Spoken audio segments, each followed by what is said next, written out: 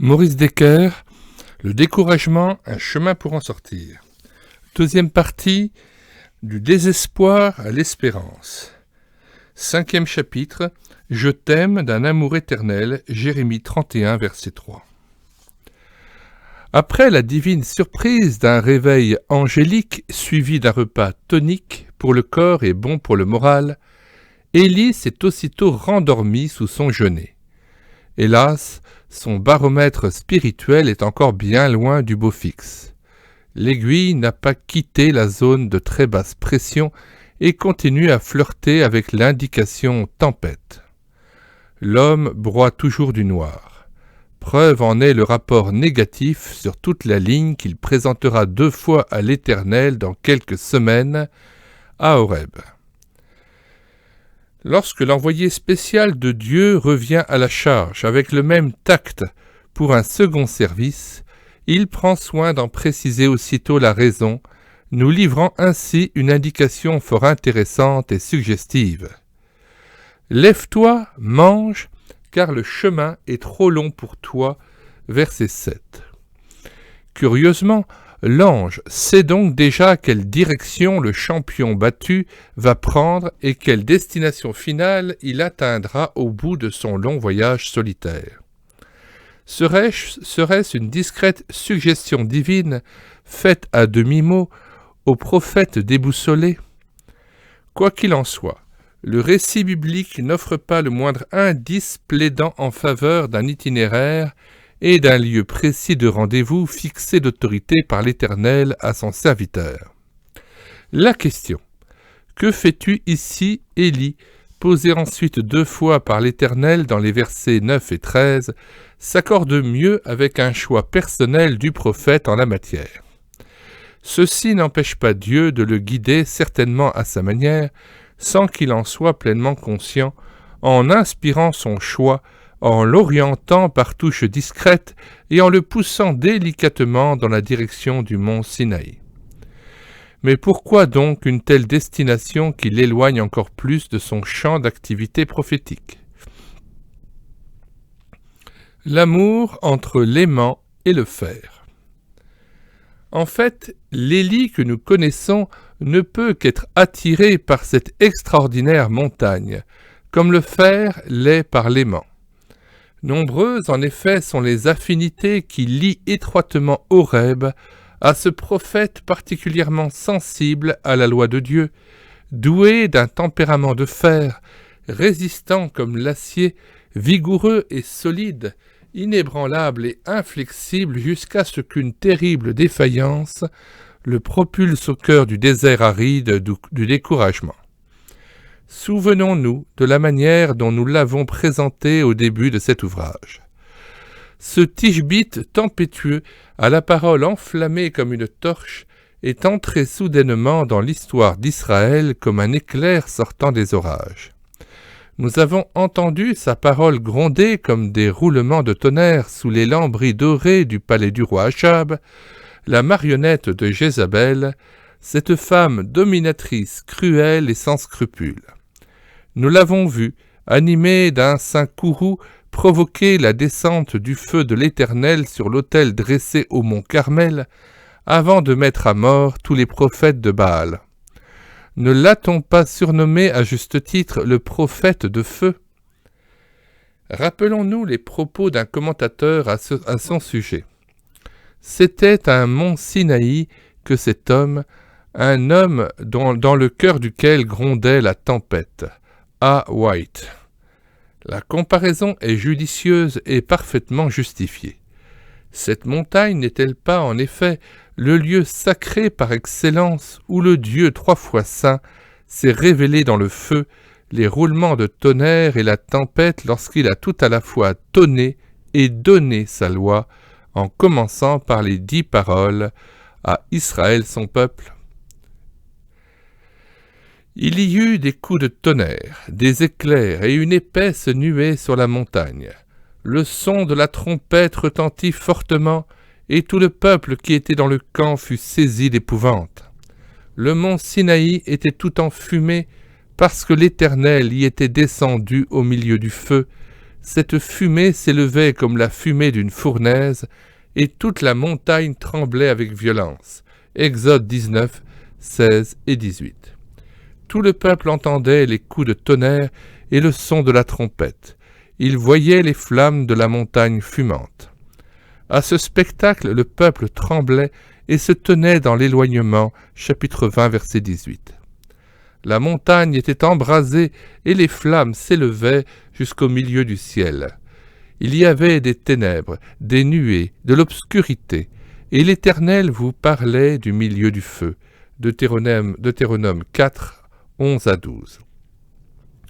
Vous ne vous êtes pas approchés d'une montagne qu'on pouvait toucher et qui était embrasée par le feu, ni de la nuée, ni des ténèbres, ni de la tempête, ni du retentissement de la trompette, ni du bruit des paroles telles que ceux qui l'entendirent demandèrent qu'il ne leur en soit pas adressé une de plus.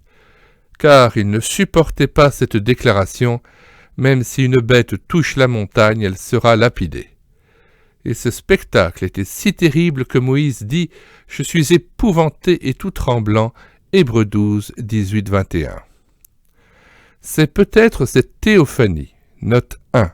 Ce terme désigne une manifestation visuelle de Dieu. C'est peut-être cette théophanie terrifiante qui inspire David dans les versets 8 à 14 du psaume 18, lorsqu'il évoque l'intervention du Dieu redoutable pour le délivrer de ses ennemis puissants. Ces descriptions impressionnantes réveillent immanquablement dans ma mémoire le souvenir d'une nuit inoubliable de février 1985, où nous étions quelques-uns à escalader le Djebel Moussa, le mont Moïse, 1228 mètres, l'un des 3 sommets du mont Sinaï, grâce aux 3000 marches taillées dans le granit par les moines du monastère de Sainte-Catherine. Nous nous réjouissions par avance en pensant au spectacle exceptionnel qui nous attendait au sommet. Nous allions pouvoir contempler cette région montagneuse austère, grandiose et majestueuse, subitement illuminée par les premiers rayons dorés et éclatants du soleil levant. Un vent glacial soufflait en rafales. À notre grande surprise, la neige se mit à tomber, puis l'orage éclata, assourdissant, spectaculaire, inquiétant. Une débauche d'éclairs aveuglants se mit à zébrer le ciel d'encre chargé de lourds nuages. Les roulements et grondements du tonnerre étaient renvoyés d'un flanc à l'autre des montagnes et amplifiés par l'écho. Un violent blizzard projetait des myriades de flocons glacés qui nous déguisaient peu à peu en bonhommes de neige. Nous avions le sentiment très fort que Dieu voulait nous rappeler en miniature la tempête qui s'était déchaînée sur cette même montagne quelques 35 siècles plus tôt lorsqu'il avait donné sa loi à Moïse. Nous étions très émus. Finalement, bien que parvenus à une petite heure du sommet, nous dûmes rebrousser chemin non sans regret. Le risque était trop grand. La couche de neige s'épaississait rapidement et le bédouin qui nous servait de guide refusait de poursuivre l'ascension. En redescendant très prudemment vers la plaine, encore bouleversé par ce subit déchaînement des éléments à cet endroit précis de la planète, je pensais en moi-même. Combien l'expérience a dû être terrifiante pour Moïse et Israël lorsque le Dieu 3 fois saint est descendu en personne sur la montagne, sur le sommet de la montagne. Le jugement, le prophète du jugement. Ce tableau bouleversant, effrayant, du mont Sinaï visité par l'Éternel en personne, cadre bien avec la personnalité et le ministère d'Élie, gardien vigilant de la loi de Dieu, héros sans concession de son absolue sainteté, bras vigoureux de sa parfaite justice. Nous y voyons apparaître en filigrane la silhouette typique du prophète austère, vêtu d'un vêtement grossier et sombre en poil de chameau, 2 Rois 1, 7 à 8, qui contraste singulièrement avec les habits luxueux et efféminés des prophètes de Baal. L'homme est un incorruptible au tempérament très entier, un militant inconditionnel du Dieu vivant, un défenseur passionné de la justice et de la vérité.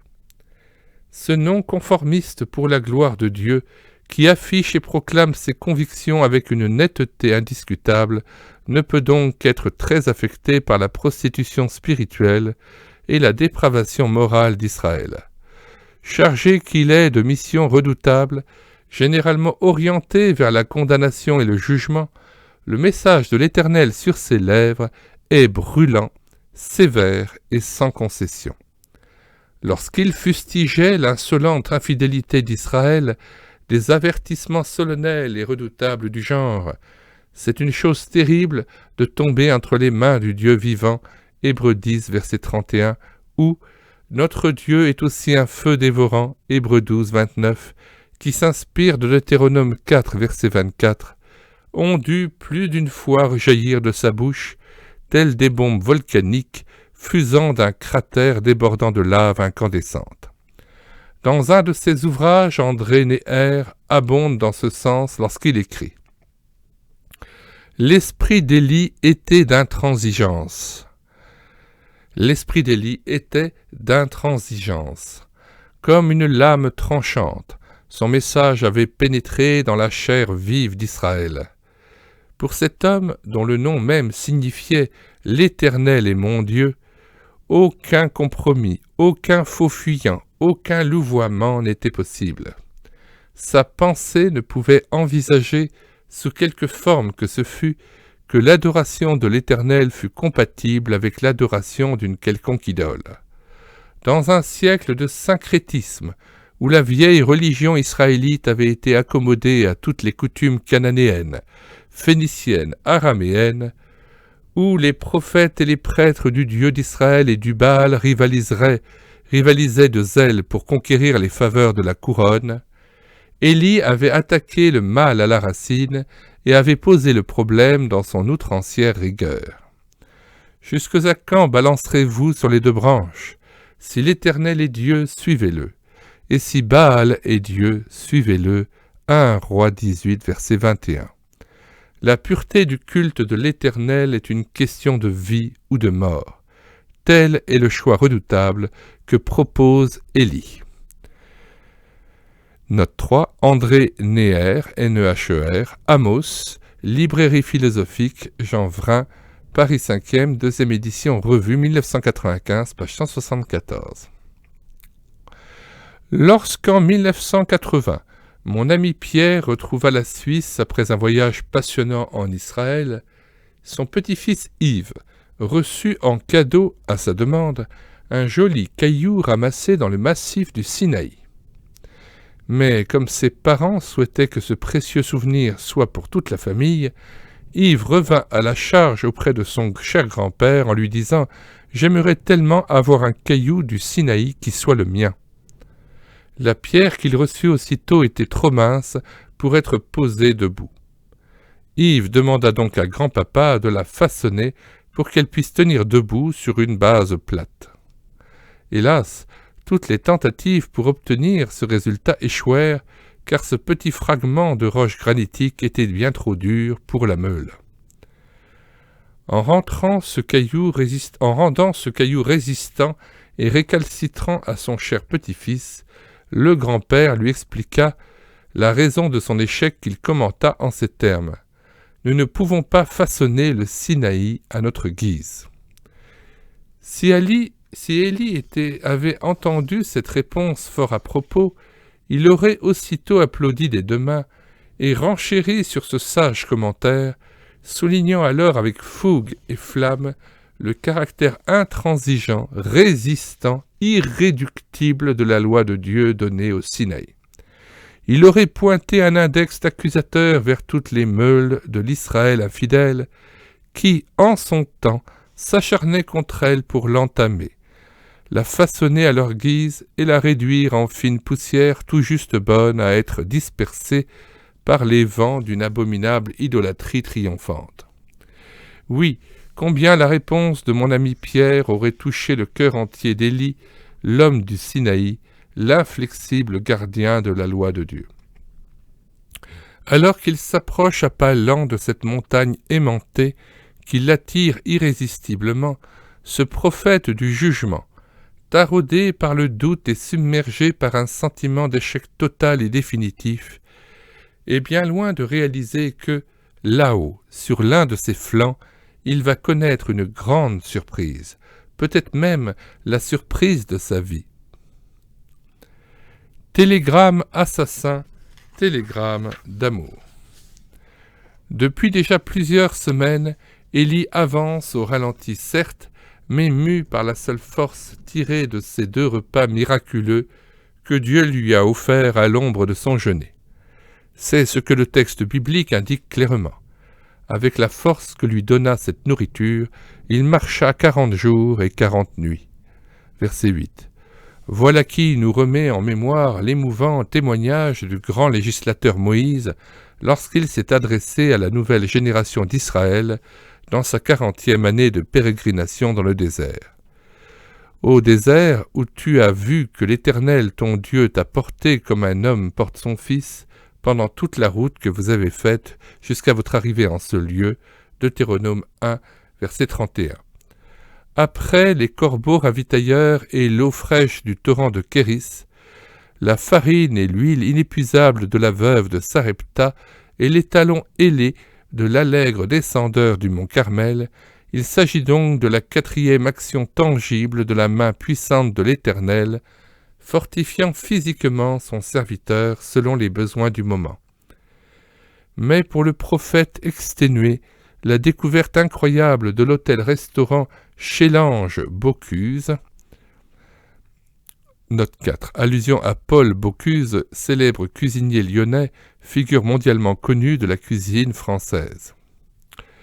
Mais pour le prophète exténué, la découverte incroyable de l'hôtel-restaurant Chélange Bocuse, au fin fond du désert, a signifié bien plus que cela. La visite inattendue d'un ange, de l'Éternel déclenchant la sonnerie du réveil, juste avant l'heure de chaque repas, faisait aussi de lui le messager d'une excellente nouvelle. Depuis le télégramme assassin de Jézabel, en fuyant le plus loin possible de ce coupe-gorge, l'ennemi public numéro 1 en Israël avait voulu se mettre à l'abri de tout risque de l'être piégé, lui sautant au visage. Du coup, il ne recevait plus le moindre courrier. Son auguste patron décida donc de lui faire parvenir une missive par la voie aérienne. La présence de l'ange à son chevet et la quantité de force incroyable engrangée grâce à l'excellent art culinaire de ce céleste cordon bleu étaient comme une lettre venue spécialement par avion qui contenait un message bref mais fantastique du genre « Ne te crois surtout pas abandonné. Je suis là, je n'ai pas cessé de t'aimer, je m'occupe de toi. » Et c'était signé « Ton Dieu toujours fidèle ». Ce télégramme d'amour était la première riposte du Dieu souverain au télégramme assassin de Jézabel. Antidote pour flèches empoisonnées et morsures venimeuses. Submergé par le syndrome de l'échec, convaincu d'avoir totalement raté sa mission, l'homme au moral, dans les talons, est devenu une cible facile pour les traits enflammés du malin. Ton Dieu soi-disant fidèle s'est détourné de toi, il a pris ses distances. Comment pourrait-il encore aimer un bon à rien tel que toi, ricane le diable, le menteur, en lui décochant ses flèches empoisonnées? Voilà qui ressemble étrangement à l'avalanche d'interrogations angoissées du lévite Asaph, musicien et chef des chantres durant la royauté de David, alors qu'il traverse une période de profond abattement et que le sommeil le fuit. Le Seigneur rejettera-t-il toujours? Ne sera-t-il plus favorable? Sa bonté est-elle à jamais épuisée? Sa parole est-elle anéantie pour l'éternité? Dieu a-t-il oublié d'avoir compassion? A-t-il, dans sa colère, retiré sa miséricorde? Je dis, ce qui fait ma souffrance, c'est que la droite du Très-Haut n'est plus la même. Psaume 77, 8 à 11. Dwight L. Moody l'un des plus célèbres prédicateurs américains du XIXe siècle, a dit un jour « Dans toute la Bible, la vérité qui devrait nous être la plus chère, c'est celle de l'amour de Dieu. » Satan essaie constamment de persuader les gens que le Seigneur ne les aime pas.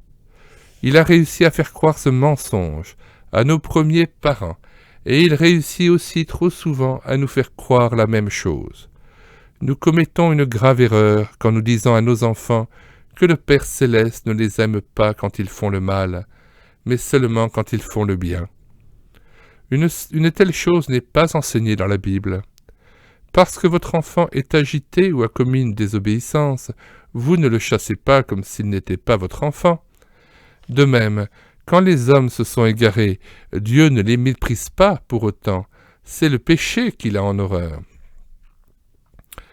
Note 5, citée dans une méditation de notre pain quotidien, Radio Bible Classe Québec. Un ange est donc descendu du ciel pour donner les premiers soins à un prophète aux abois qui semble mortellement atteint par la morsure venimeuse d'une redoutable vipère. De sa sacoche d'agent secret de Dieu, il a sorti un menu merveilleusement énergisant, premier antidote aussitôt mis en œuvre et délicatement servi en 2 temps à ce grand blessé du travail. C'est ainsi que l'Éternel a envoyé un premier message d'amour à son porte-parole complètement anéanti par des conditions de travail qui lui ont subitement paru insupportables. Par cette intervention providentielle au cœur du désert, il lui signifie de la manière la plus concrète qui soit l'immutabilité de son amour et de sa fidélité envers lui. Ce n'est pas parce que tu me rends ton tablier que je vais démissionner à mon tour et me désintéresser de toi. Il n'est pas un seul instant question que je t'abandonne, lui rétorque-t-il en quelque sorte. L'Éternel n'abandonne pas ses fidèles, psaume 37, verset 28. Et comme un père a compassion de ses enfants, l'Éternel a compassion de ceux qui le craignent. Car il sait de quoi nous sommes formés, il se souvient que nous sommes poussière, psaume 103, versets 13 à 14. Ni changement ni ombre de variation. La Bible proclame l'immutabilité absolue de Dieu. C'est ce qu'il affirme lui-même par la bouche des prophètes de l'Ancien Testament. Moi, l'Éternel, le premier et le même jusqu'au dernier âge. Ésaïe 41, verset 4. Car je suis l'Éternel, je ne change pas. Malachie 3, verset 6. Ainsi se termine aussi la prière d'un malheureux, abattu, qui a perdu la santé, le sommeil et l'appétit. Après avoir répandu sa plainte devant l'Éternel, il relève la tête et affirme « Toi, tu restes le même, et tes années ne finiront pas. » Psaume 102, verset 28. La même vérité retentit plus d'une fois dans le Nouveau Testament. Jésus-Christ est le même, hier, aujourd'hui et éternellement. Hébreux 13, verset 8. Je suis l'alpha et l'oméga, dit le Seigneur Dieu, celui qui est, qui était et qui vient, le Tout-Puissant. Apocalypse 1, verset 8. Il n'y a chez le Seigneur ni changement ni ombre de variation. Jacques 1, verset 17. Dieu est donc absolument immuable dans son essence, dans ses attributs, ses desseins, ses promesses et ses principes d'administration. Il est invariable, constant, parfaitement stable. Il ne se découragera point et ne se relâchera point. Ésaïe 42, verset 4. Il ne se fatigue point, il ne se lasse point. Ésaïe 40, verset 28. Et n'a donc pas besoin de faire la sieste ou de prendre des vacances pour retrouver la forme. Il n'est jamais débordé ou aux abonnés absents. Quel contraste absolu entre l'Éternel des armées, le Dieu vivant dont Élie est le serviteur. Note 6, 1 Roi 17, verset 1, 1 Roi 18, verset 15. Quel contraste absolu entre l'Éternel des armées, le Dieu vivant dont Élie est le serviteur, et le faux Dieu Baal. Par exemple, cette idole sourde, muette et impuissante, dont l'inertie et le silence persistant, malgré les hurlements et autres simagrées de ces prophètes masochistes, font s'esclaffer le tishbite sur un ton des plus moqueurs. Il pense à quelque chose, ou il est occupé, ou il est en voyage, peut-être qu'il dort, et il se réveillera. 1 Roi 18, 27. De même, quel gouffre insondable d'opposition entre l'inutilité absolue, l'inertie pesante et encombrante de Bel et Nebo, les deux principaux dieux des Chaldéens, semblables en cela à toutes les idoles, et la sollicitude indéfectible, constante et inlassable du Dieu vivant envers son peuple. Écoutez-moi, maison de Jacob, et vous tous, restes de la maison d'Israël, vous que j'ai pris à ma charge dès votre origine, que j'ai porté dès votre naissance. Jusqu'à votre vieillesse, je serai le même. Jusqu'à votre vieillesse, je vous soutiendrai. Je l'ai fait et je veux encore vous porter, vous soutenir et vous sauver. Ésaïe 46, 3 à 4. Le Dieu que les prophètes Élie et Ésaïe ont servi ne grandit pas, ne vieillit pas, ne devient pas plus sage, plus mauvais, plus puissant ou plus faible avec le temps. Sa vue et son ouïe ne s'usent pas, sa mémoire ne flanche pas, son caractère ne tourne pas au vinaigre.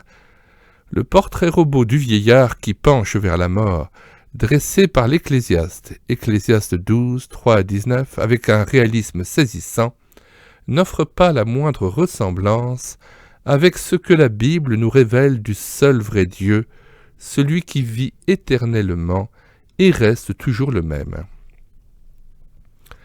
Toi, Seigneur, tu as au commencement fondé la terre, et les cieux sont l'ouvrage de tes mains.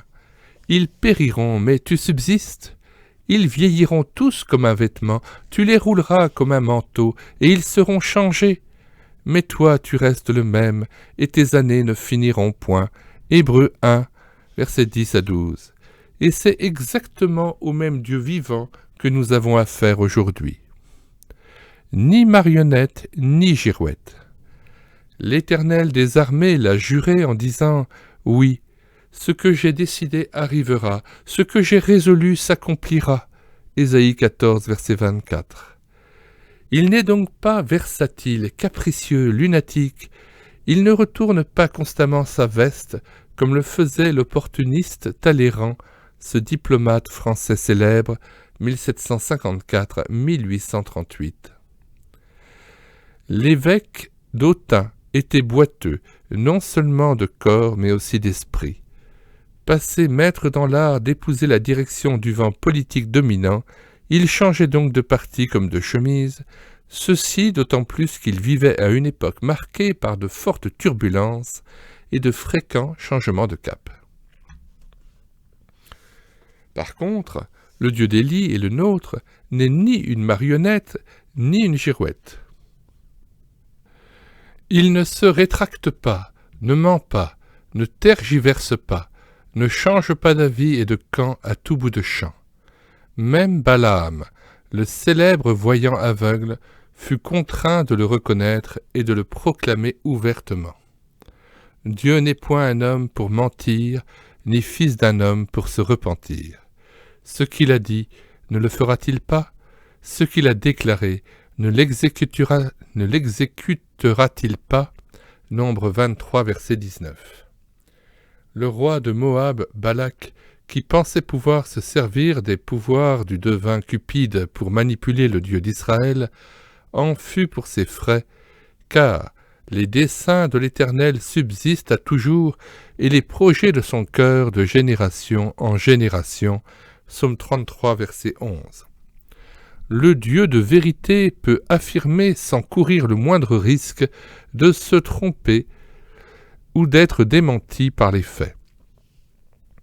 J'annonce dès le commencement ce qui doit arriver, et longtemps d'avance ce qui n'est pas encore accompli. Je dis, mes arrêts subsisteront, et j'exécuterai toute ma volonté. Ésaïe 46, verset 10. À l'inverse des hommes, ce Dieu qui ne ment jamais est indéfectiblement fidèle à lui-même et sa parole. Il respecte scrupuleusement tous ses engagements sans la moindre exception. La Bible nous en fournit 1001 preuves, une des plus éloquentes étant l'accomplissement de sa promesse solennelle à Abraham, assortie d'un serment, quel luxe de précaution, pour bien en souligner le caractère irrévocable. Lorsque Dieu fit la promesse à Abraham, ne pouvant jurer par un plus grand que lui, il jura par lui-même et dit « Certainement, je te bénirai et je multiplierai ta postérité. » Et c'est ainsi qu'Abraham, ayant persévéré, obtint ce qui lui avait été promis. Or, les hommes jurent par celui qui est plus grand qu'eux, et le serment est une garantie qui met fin à tous leurs différends. C'est pourquoi Dieu, voulant montrer avec plus d'évidence aux héritiers de la promesse l'immuabilité de sa résolution, intervint par un serment afin que par deux choses immuables, note 8, la promesse et le serment sont donc ici les deux actes irrévocables de Dieu.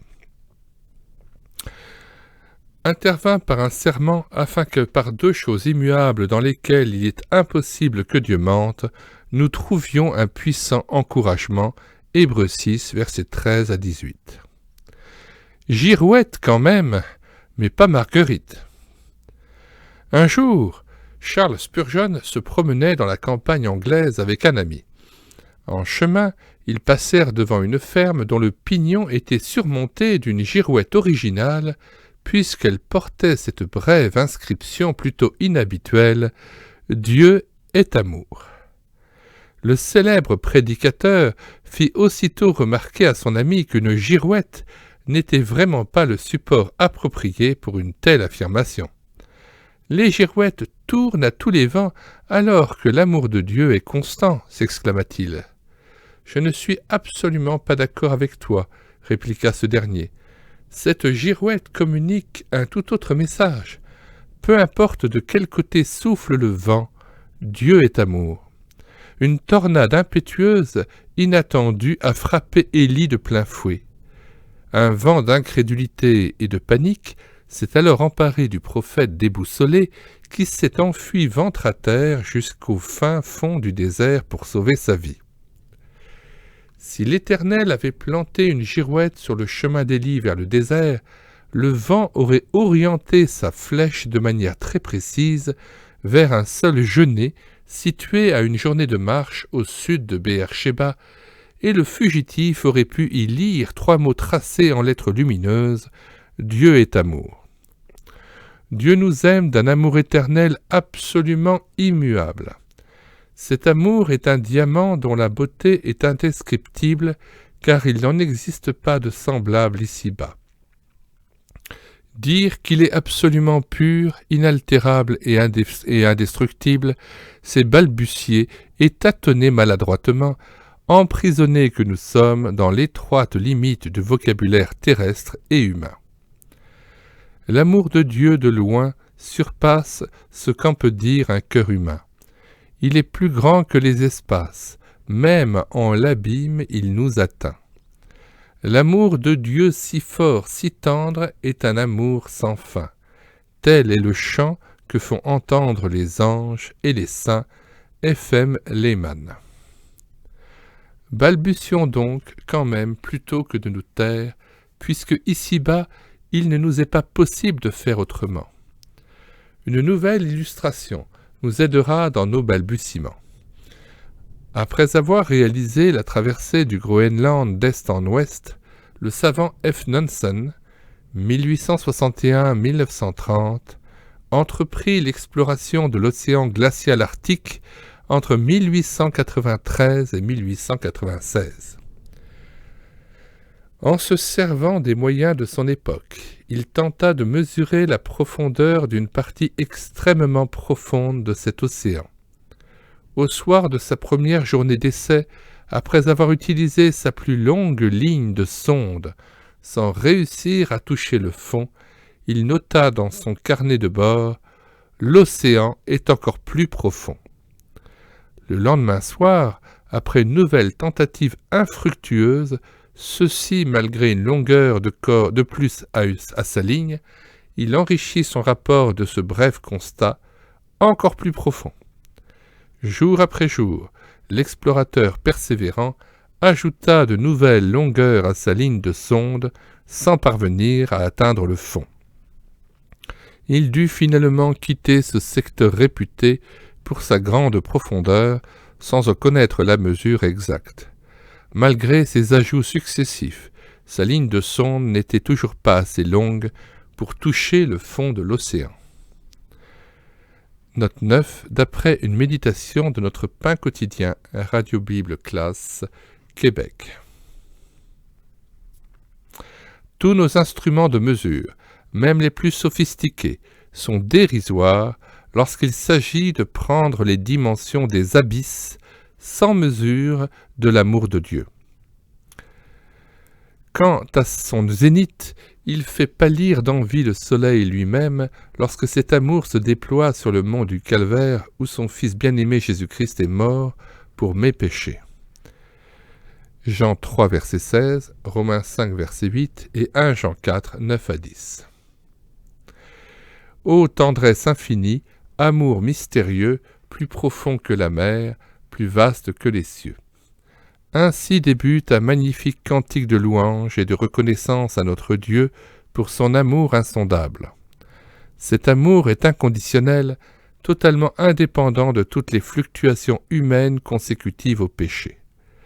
Si nous sommes infidèles, il demeure fidèle, car il ne peut se renier lui-même. 2 Timothée 2,13. Quelqu'un a dit que l'amour de Dieu était comme un cours d'eau qui ne gelait jamais, une fontaine qui ne tarissait jamais et un soleil qui ne se couchait jamais. Il ne varie ni en quantité ni en qualité, en fonction des personnes et au gré des circonstances, comme celui de l'homme qui, si facilement, effeuille la marguerite de son amour éphémère pour autrui, en psalmodiant la célèbre ritournelle « Je t'aime un peu, beaucoup, passionnément, à la folie, pas du tout ». D'une de mes lectures inscrites dans un lointain passé, j'ai retenu cette vérité lumineuse habilement énoncée. La véritable mesure de l'amour de Dieu, c'est d'aimer sans mesure. Je répète, la véritable mesure de l'amour de Dieu, c'est d'aimer sans mesure. Une horloge, 2 aiguilles. Mais attention, l'amour de Dieu n'est pas pour autant aveugle, unicolore, faible, sans colonne vertébrale. Aucun scalpel, même tenu par la main du chirurgien le plus habile au monde, ne saurait le dissocier de la sainteté de Dieu, qui est sa qualité essentielle et fondamentale. Notre premier panorama du Sinaï lors du don de la loi par le Dieu 3 fois saint, que nous avons étroitement associé à Élie, le prophète du jugement, nous l'a clairement laissé entendre au début de ce chapitre. Ainsi, les mains du Dieu d'amour, qui savent exceller en caresses généreuses, sont aussi celles qui ne négligent pas de châtier le coupable, parfois même sévèrement, mais toujours avec juste mesure. Un auteur a su remarquablement illustrer l'équilibre entre la miséricorde et la discipline divine dans l'expérience du croyant. La vie chrétienne est semblable au cadran d'une horloge. Les aiguilles sont les mains de Dieu qui repassent constamment. La petite aiguille de la discipline et la longue aiguille de la miséricorde. Lentement, mais sûrement l'aiguille de la discipline doit passer et Dieu parle à chaque coup. Mais l'aiguille de la miséricorde revient toujours, déversant sur nous 12 bénédictions pour chaque châtiment ou épreuve. Les 2 aiguilles sont attachées au même pivot, le grand cœur immuable de notre Dieu d'amour. Lorsque, assis sous ce fameux genêt, Élie s'est mis à gémir sur lui-même et sur son bilan soi-disant catastrophique, Dieu aurait pu le secouer comme un prunier. Mais pourquoi donc secouer encore un malheureux déjà tout secoué. À quoi servirait-il de bousculer un être effondré et vidé de toute énergie? Plutôt que de le réprimander vertement pour avoir abandonné son poste, ce qui l'aurait enfoncé encore un peu plus dans sa dépression spirituelle, Dieu a sagement préféré lui prouver le caractère immuable de son amour d'une autre manière, soigneusement adaptée à ses besoins du moment. Comme nous l'avons déjà fait remarquer, il s'est donc servi d'un ange déguisé en maître d'autel pour accueillir cet écorché vif tout ensommeillé, le conduire à sa table, lui présenter le menu du chef et lui souhaiter un vibrant bon appétit, tout ceci avec un doigté incomparable. La sympathie, l'art de se mettre à la place des autres, c'est l'art de sentir les étapes à respecter pour apporter la parole qui soutient. R. Somerville. Quelle démonstration de sympathie, quelle marque de compassion. À pas feutré, il s'est déjà quelque peu introduit dans cette forteresse de dépit, d'amertume et d'apitoiement sur soi, apparemment imprenable, pour la reconquérir entièrement. En touchant par 2 fois l'homme abîmé dans son lourd sommeil pour l'inviter à se nourrir, c'est aussi son âme meurtrie qu'il a commencé à toucher. Il lui a donné un premier signe tangible de sa présence aimante et fortifiante. À l'oreille encore assourdie par le rugissement de fureur d'une lionne en chasse, Dieu a murmuré « Je t'aime d'un amour éternel, c'est pourquoi je te conserve ma bonté. » Jérémie 31, verset 3. Et avec la force que lui donna cette nourriture, il marcha 40 jours et 40 nuits jusqu'à la montagne de Dieu, à Horeb, 1 Roi 19, verset 8. Dans un livre remarquable consacré au Dieu souverain, James M. Boyce nous offre une citation tonifiante de A.W. Tozer, soulignant le réconfort que le croyant trouve dans l'immutabilité de Dieu. Quelle paix pour un cœur chrétien dans la pensée que notre Père céleste n'est jamais différent de lui-même. Lorsque nous nous présentons devant lui, quelle que soit l'heure, nous n'avons pas à nous demander si nous le trouverons dans une disposition accueillante. Il est toujours accueillant à la détresse et au besoin, comme à l'amour et à la foi. Il n'a pas d'heure de bureau et ne se réserve pas des périodes où il ne reçoit pas. Il ne change pas d'avis ni d'attitude. Aujourd'hui, en ce moment même, il a envers ses créatures, envers les petits-enfants, les malades, les coupables, les pécheurs, les mêmes sentiments lorsqu'il envoya son Fils unique dans le monde pour donner sa vie pour les hommes. Dieu ne change jamais d'humeur, sa tendresse ne se refroidit pas, son enthousiasme ne s'épuise pas. Et l'auteur de conclure. Il y a donc ici un puissant réconfort. Si Dieu variait comme ses créatures, s'il voulait une chose aujourd'hui et une autre demain, qui pourrait se confier en lui ou se sentir encouragé par lui? Mais Dieu est toujours le même. Nous le trouverons toujours tel qu'il s'est révélé en Jésus-Christ. Celui qui possède cette assurance saura le trouver aux heures difficiles. Note 11, James Montgomery Boyce, Le Dieu souverain, édition Emmaüs, 1981, page 170. Quand les montagnes s'éloigneraient, quand les collines chancelleraient, mon amour ne s'éloignera point de toi, et mon alliance de paix ne chancellera point, dit l'Éternel, qui a compassion de toi. Ésaïe 54, verset 10.